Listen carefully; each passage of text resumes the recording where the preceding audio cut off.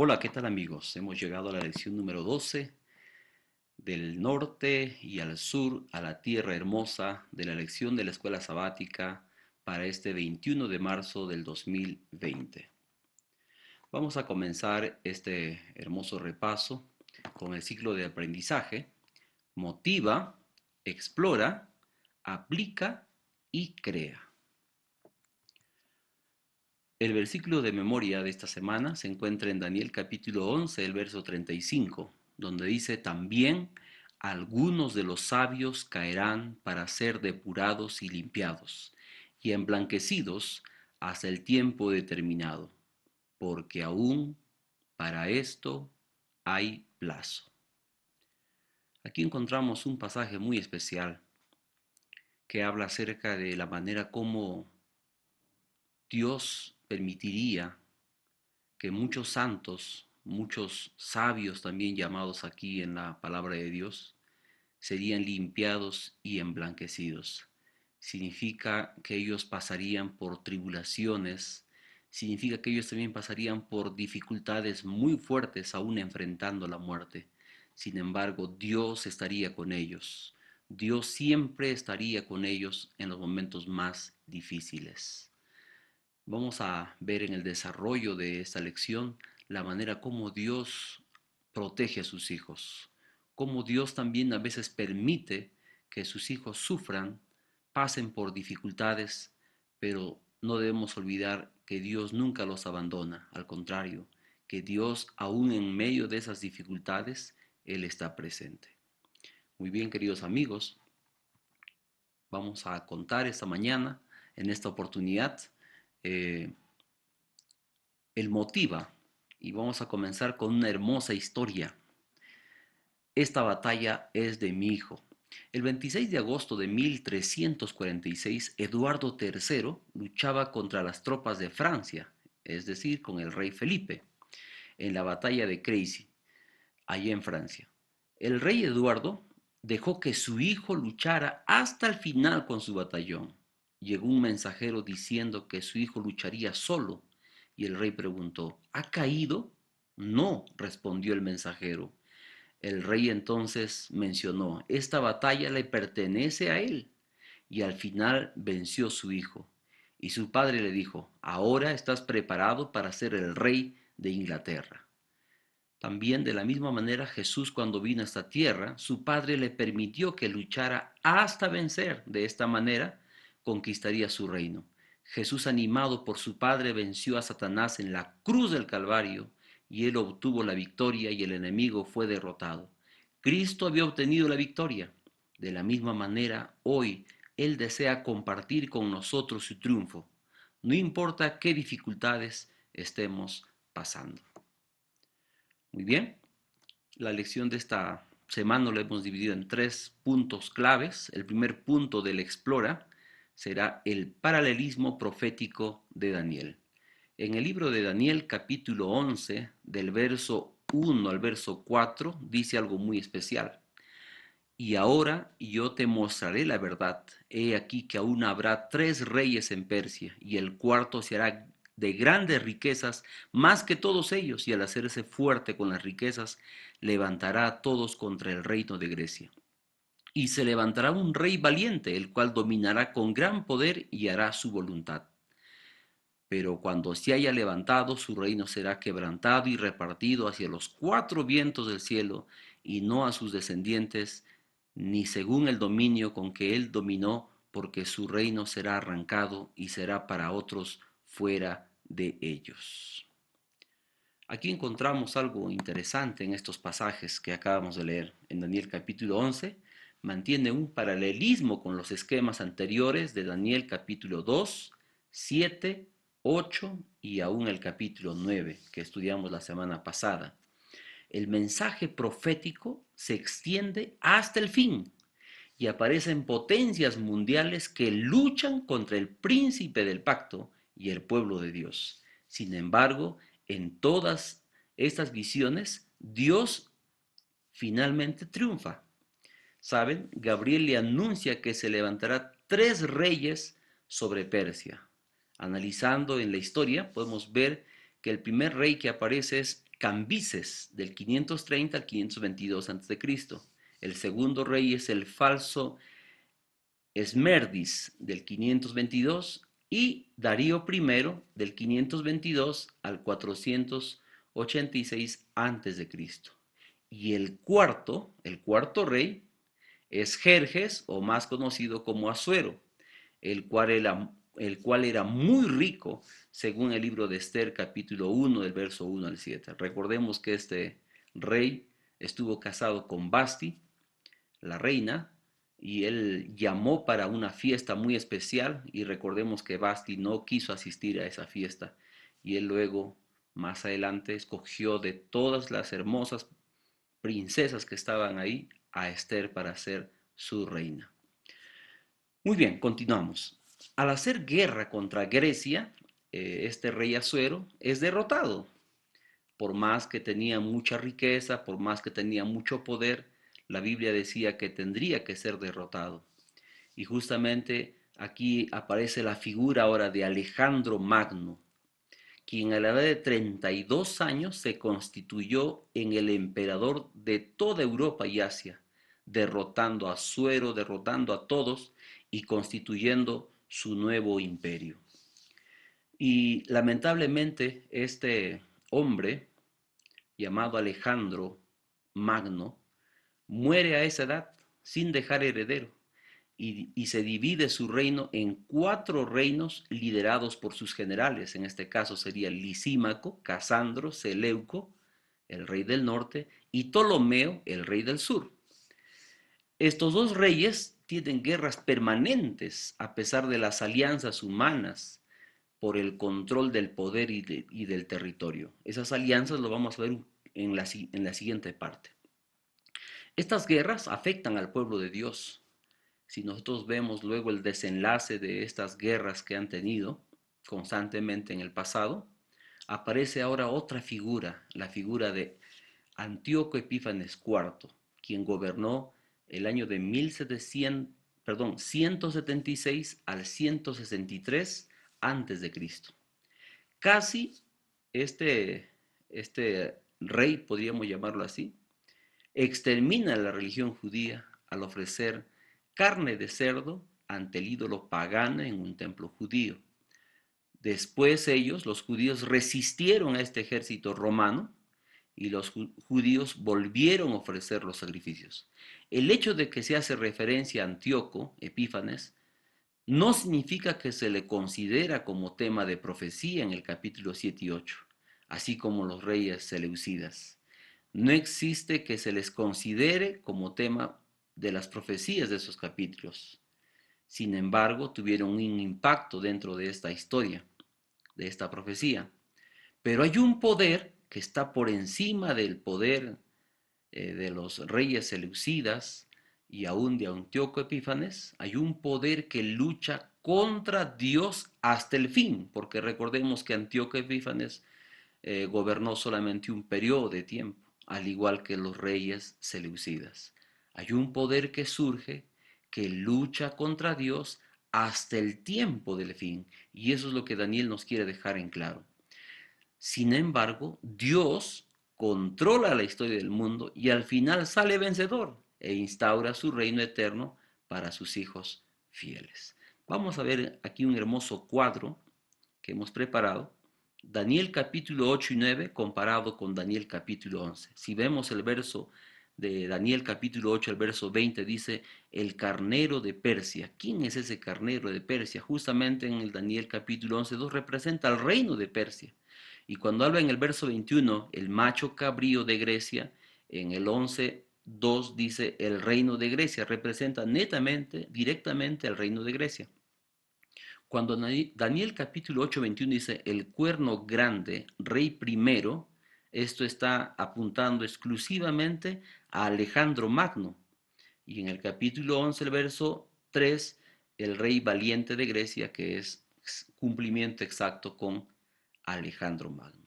Vemos cómo Daniel en el capítulo 8 y 9 da unas pautas generales, y en el capítulo 11 amplía la profecía. Ahora vamos a analizar un poquito más aquí en el 8:22, cuando dice, 4 reinos surgen del cuerno grande de Grecia. Y justamente en el capítulo 11, 4 dice, y el reino repartido a los 4 vientos. Justamente está hablando aquí de sus 4 generales que toman el control después de la muerte de Alejandro Magno. En el capítulo 8, verso 9 dice, aparece la Roma imperial conquista la tierra gloriosa. Es decir, después de Grecia viene Roma. Y en el capítulo 11, verso 16 dice, la tierra gloriosa es conquistada. Noten que hay una similitud entre la profecía de Daniel capítulo 8 y 9 y el verso 11. Daniel está explicando de manera más detallada. Y cuando habla de 9:25, dice, Roma imperial quita la vida al Mesías en el Calvario. Y justamente en el verso 11:2 dice, príncipe del pacto es destruido. Aquí encontramos algo especial, ¿no? Cuando habla del príncipe del pacto. Y justamente cuando habla el príncipe del pacto, está hablando de manera clara que este príncipe del pacto justamente sería nuestro Señor Jesús, quien murió en la cruz del Calvario en la época de los romanos. Vamos a avanzar un poquito más detalles en la siguiente parte. Cuando vemos Daniel capítulo 5, 11, perdón, capítulo 11, el verso 5 al 14, nos da más detalles acerca de este tema interesante. En el 5 dice lo siguiente: y se hará fuerte el rey del sur, mas uno de sus príncipes será más fuerte que él y se hará poderoso. Su dominio será grande y al cabo de años harán alianza. Y la hija del rey del sur vendrá al rey del norte para hacer la paz, pero ella no podrá retener la fuerza de su brazo, ni permanecerá él ni su brazo, porque será entregada a ella y los que habían traído a sí mismo su hijo y los que estaban de parte de ella en aquel tiempo. Pero un renuevo de sus raíces se levantará sobre su trono y vendrá con ejército contra el rey del norte y entrará en la fortaleza y hará en ellos a su árbitro y predominará. Y aún en los dioses de ellos, sus imágenes fundidas y sus objetos preciosos de plata y de oro, llevará cautivos a Egipto. Noten aquí de manera clara cómo Dios estaba ya hablando de esa potencia que sería destruido y que se levantaría nuevamente. Y por muchos años se mantendrá él contra el rey del norte. Y así entrará el rey del sur y volverá a su tierra. Mas los hijos de aquel se airarán y reinarán multitud de grandes ejércitos vendrá apresuradamente e inundará y pasará delante, luego volverá y llevará la guerra hasta su fortaleza. Y si nosotros seguimos leyendo, vamos a ver en el verso 14 de manera específica, dice, en aquel tiempo se levantarán muchos contra el rey del sur y hombres turbulentos de tu pueblo se levantarán para cumplir la visión, pero ellos caerán. Vamos a pasar ahora sí al punto número 2 del repaso de la lección, cuando habla acerca de este punto importante, acerca de Roma y el príncipe del pacto. En Daniel capítulo 11, el verso 15 y 16 dice algo especial. Vendrá pues el rey del norte y levantará baluartes y tomará la ciudad fuerte y las fuerzas del sur no podrán sostenerse, ni sus tropas escogidas porque no habrá fuerza para resistir. Y el que vendrá contra él hará su voluntad, y no habrá quien se lo pueda enfrentar, y estará en la tierra gloriosa, la cual será consumida con su poder. Aquí nos está avisorando que después de Medopersia vino Grecia, y después de Grecia vendría un poder que no podría resistir, y sería Roma. Vemos aquí algo especial cuando Daniel dice, y vendrá un rey del norte. Este rey simboliza por las acciones que realiza la Roma pagana, quien toma la ciudad fuerte es Jerusalén, y las fuerzas del sur no pueden resistir su poder destructor. El término cobrador de tributos es de manera clara para César Augusto, y justamente Jesús, el príncipe del pacto, nació en este periodo. y el gobernante es llamado un hombre despreciable. En Daniel capítulo 11, el verso 21. Porque dio la orden para empadronar a todos en el lugar de su nacimiento. Si alguien no quería obedecer, era digno de muerte, entonces todos tenían que obedecer. Y allí nace Jesús en Belén por esta orden, porque este hombre era un hombre muy despreciable, un hombre muy testarudo, un hombre que estaba lleno de orgullo, que quería hacer siempre su voluntad. Cuando menciona que tropezará y caerá, este rey se refiere a Julio César. Aquí entra en escena Cleopatra, hija de Ptolomeo, podemos llamarlo así, onceavo, ¿verdad? Quien fue amante de este rey después que fue asesinado en Roma el año 44 antes de Cristo. Es decir, Cleopatra tuvo prácticamente amoríos con este rey llamado Julio César y este hombre es asesinado. Luego Cleopatra entrega su afecto a Marco Antonio, rival de Octavio al trono. Este hombre Octavio llegaría más tarde a ser Augusto. Este rey destruyó al ejército de Cleopatra y después de asesinar a Antonio, se cree que Cleopatra haya asesinado a Antonio, no pudo seducir a Augusto y terminó suicidándose la reina Cleopatra. César Augusto muere el año 14 después de Cristo y luego viene Tiberio César, ¿no? Quien fue cruel y egocéntrico. Noten que todos los gobernadores de Roma fueron crueles, egocéntricos, despreciables, por el poder que tenían, por la autoridad que tenían. Muchas veces el orgullo les había cegado los ojos y se llenaron de tanto orgullo que impusieron su poder a pesar de todas las cosas que ellos querían hacer.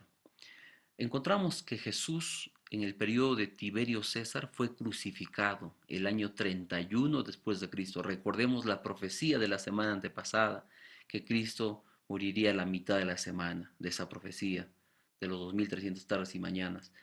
Y Jesús justamente el año 31 muere en la cruz para perdonar nuestros pecados, para darnos salvación. Y se cumple la profecía de esta manera. Después de la Roma pagana, de la Roma de los Césares, de los emperadores, se levanta otra Roma, la Roma religiosa o la Roma papal, quien cumple 5 propósitos. Notemos lo que dice la palabra de Dios. Número 1, se enoja contra el pacto santo, es decir, se opone al plan de salvación. Y eso lo vamos a discutir un poquito más adelante, de qué manera se opone al plan de salvación. Profanará el santuario y quitará el continuo sacrificio, es decir, atacó la obra de Cristo en el santuario celestial a través de la intercesión de obispos humanos, en el cual las personas no tendrían que ir a Dios, sino a ellos para confesar sus pecados. Tercer lugar, la abominación desoladora. Es la apostasía abierta del cuerno pequeño. Es una apostasía a la palabra de Dios, a la verdad que Dios dejó. En cuarto lugar, sabios caerán para ser depurados y limpiados y emblanquecidos. El cuerno pequeño destruyó y pisoteó parte del ejército del cielo, que son los hijos fieles de Dios. Muchos tuvieron que pagar con la muerte y realmente de esa manera el cuerno pequeño los destruyó y los pisoteó. En quinto lugar, hará su voluntad y se ensoberbecerá. Quiere decir que va a tener un corazón lleno de soberbia, lleno de orgullo. El cuerno pequeño hizo su voluntad hablando grandes cosas, incluso contra Dios, cambiando los tiempos y la ley. Entonces vemos aquí que incluso haciéndose pasar por Dios cambia la verdad por la abominación desoladora y justamente implantando un falso culto a Dios. Muy bien, vamos a pasar a la batalla final de Daniel capítulo 11, el verso 40 al 45. Y justamente en estos versículos aparece algo interesante. aparece la manera como este poder que se levanta tiene su fin. Y en el 40 dice lo siguiente, ¿no? Pero al cabo del tiempo el rey del sur contenderá con él y el rey del norte se levantará contra él como una tempestad, con carros y gente a caballo y muchas naves entrará por tierra, inundará y pasará. Entrará a la tierra gloriosa y muchas provincias caerán, mas éstas escaparán de su mano, Edom y Moab y la mayoría de los hijos de Amón. Extenderá su mano contra la tierra y no escapará el país de Egipto, y se apoderará de los tesoros de oro y plata y de todas las cosas preciosas de Egipto, y los de Libia y de Etiopía le seguirán. Pero noticias del oriente y del norte lo atemorizarán, y saldrá con gran ira para destruir y matar a muchos, y plantará las tiendas de su palacio entre los mares y el monte glorioso y santo, mas llegará a su fin y no tendrá quien le ayude. Amigos, estamos llegando a la parte final de la lección, la tercera parte del Explora, la batalla final. Aparece la frase tiempo del fin nuevamente. Esto se extiende desde la caída del papado de 1728 hasta la resurrección de los muertos en ocasión de la segunda venida de Cristo. El rey del norte es designado a la dinastía seleucida, también se refiere a la Roma pagana y finalmente a la Roma papal. Esta falsificación del rey del norte es comparada con el trono de Dios situado en el norte. Recordemos en Isaías, Satanás tenía el propósito de sentarse en el trono de Dios y aún sentarse en el lado del norte, es decir, donde Dios estaba sentado. Es la misma forma como el enemigo trata de insinuar a que el poder, tanto político como religioso, tiene la misma actitud también de luchar contra Dios. El rey del sur es la designación a la dinastía de Ptolomeo de Egipto, al sur de la Tierra Santa, quien está relacionada con el ateísmo. En Conflicto de los Siglos, la página 273 habla que Egipto es la cuna del ateísmo, la cuna del politeísmo, la cuna también donde se practicaba todo lo que tiene que ver con el esoterismo, la hechicería y toda la corrupción estaba plagado en Egipto. Y según Apocalipsis 11:8, influenció con su paganismo y culto a los santos, en otras palabras, a los dioses, se les llamó dioses también de esa manera. Y de esta manera Roma influenció para que los santos tengan un grado también de adoración dentro de su culto. Vemos ahora el monte glorioso y santo. Según el Antiguo Testamento, está relacionada con Sión, la tierra prometida, posteriormente llamada la Jerusalén. Después de la muerte de Cristo, el pueblo de Dios ya no se define por su etnia ni por su territorio, sino al pueblo escogido de Dios diseminado por todo el mundo. También se puede interpretar que el rey del sur ataca al rey del norte y lo derrota. Eh, también puede interpretarse con la Revolución Francesa, que trató de erradicar la religión y al papado, pero fracasó, porque la herida de muerte sería sanada. El rey del norte ataca al rey del sur y lo derrota. El papado y sus aliados vencen el ateísmo y forman una coalición con el enemigo derrotado. De esta manera mezcla la verdad con la razón y la filosofía. En tercer lugar, Edom, Moab y Amón, los que no se cuentan con el pueblo de Dios, se unirán finalmente a última hora. Son de la hora undécima. Recordemos en Mateo capítulo 20, el verso 6. Al final del tiempo, muchas personas no creyentes se unirán a Cristo. Y en el punto número 4, el rey del norte ataca el santo monte de Dios, pero al final es derrotado. Las fuerzas del mal son destruidos y se establece el reino de Dios para siempre después de los 1000 años. Dios establece cielos nuevos y tierra nueva. Finalmente, amigos, Satanás será derrotado. El poder que él le ha dado autoridad en esta tierra también será atacado, será destruido. Y dice la palabra de Dios, el poder que él también le ha dado poder, también finalmente será destruido, al igual que Satanás. Eso quiere decir algo especial, que Dios está controlando la historia de este mundo. Dios tiene el control de todo este mundo. A pesar que Satanás quiere destruirlo a través de las enfermedades, a través de las guerras, a través de las pestes, ¿verdad? Ahora estamos viviendo el tema del coronavirus, el COVID-19 en el mundo. Satanás está tratando de destruir al pueblo de Dios. Sin embargo, no debemos olvidar que Dios tiene el control. Dios está al control de todo. Y si nosotros revisamos toda la profecía de Daniel capítulo 2, 7, 9 y 11, vemos un cumplimiento exacto de la profecía. Aparece Babilonia, ¿verdad? Aparece Medo-Persia, aparece Grecia, aparece la Roma pagana.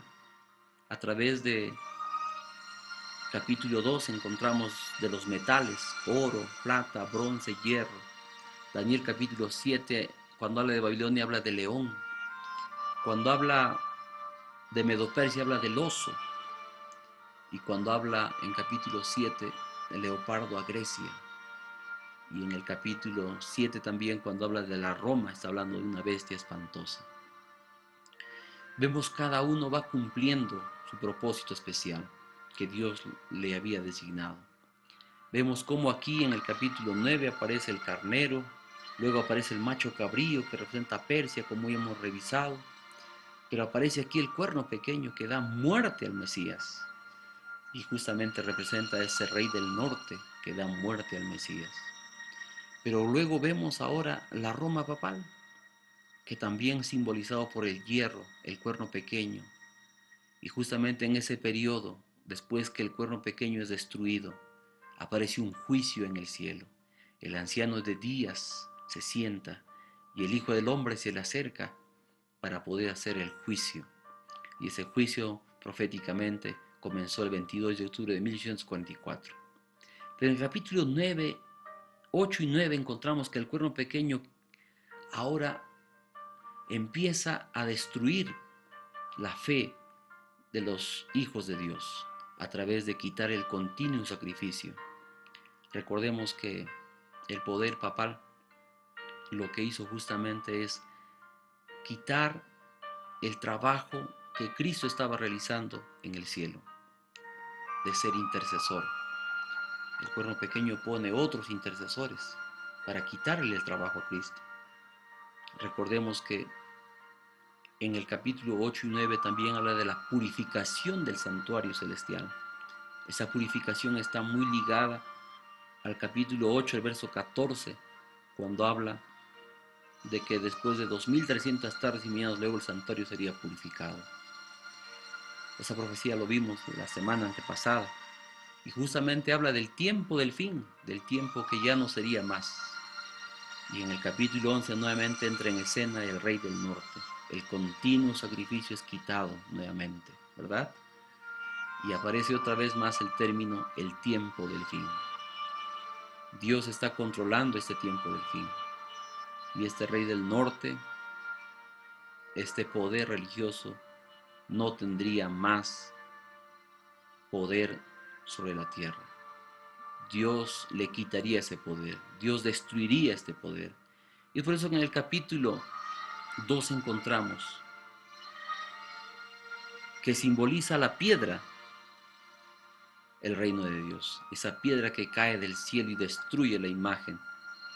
Y justamente el reino es dado a los santos del Altísimo.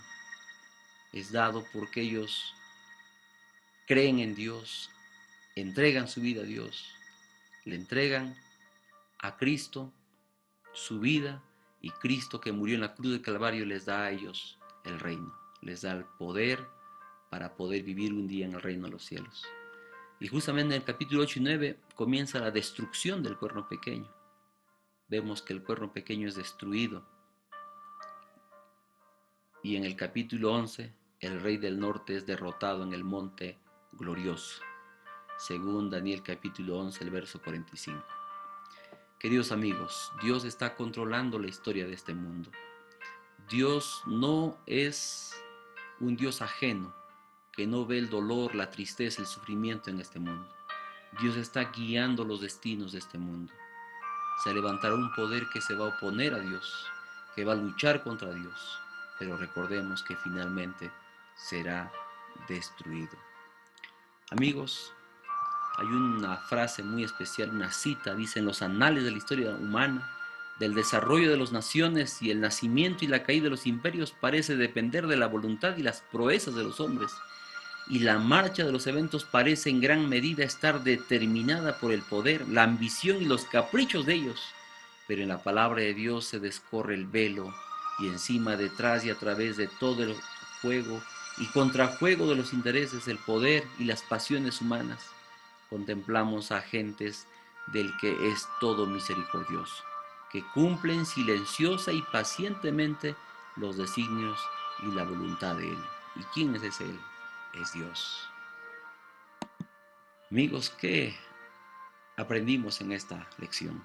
En primer lugar, ¿qué actitud debo experimentar al saber que hay una precisión exacta de las profecías bíblicas? Que yo debo tener confianza plena en la palabra de Dios. ¿Qué actitud debo sentir en mi vida al saber que hay un poder que lucha contra el pueblo de Dios? Que yo debo mantenerme fiel a Dios hasta lograr la victoria.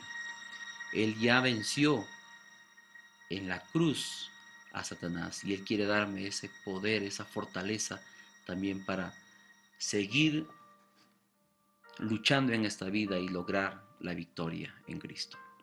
¿Qué actitud debo sentir al saber que Cristo destruirá el pecado y el poder del norte para siempre? Perseverancia en su poder y promesa de una vida eterna. Amigos queridos, Dios promete darnos la vida eterna. Dios promete darnos la salvación. Y lo que tenemos que hacer hoy es entregarle nuestra vida a Él y decirle al Señor que Él pueda tomar el control de nuestra vida. Tarea para esta semana. Necesitamos analizar cuidadosamente la profecía bíblica para fortalecer nuestra fe y confianza en Dios. Y también necesitamos perseverar en la oración para que Dios pueda intervenir y sanar a los enfermos del COVID-19 y a su vez protegernos también a nosotros. Amigos, que Dios te bendiga en esta oportunidad, que Dios pueda ser el centro de nuestra vida, que nuestras miradas puedan estar en Dios y saber que Él nos dará la victoria a pesar de las dificultades que estemos pasando. Tal vez hoy tenemos temores, dificultades, tenemos tristezas por las cosas que están pasando en este mundo con esta enfermedad que está conmocionando al mundo entero. Sin embargo, necesitamos poner nuestra fe en Dios, necesitamos poner nuestra confianza en Él y necesitamos estudiar la Biblia como nunca antes lo hemos hecho. Y necesitamos orar y contarle a Dios nuestras tristezas, nuestras alegrías y entregarle nuestra vida a Él y poner nuestra vida en sus manos para que Él pueda guiarnos y un día poder entrar al reino de los cielos. Que Dios te bendiga.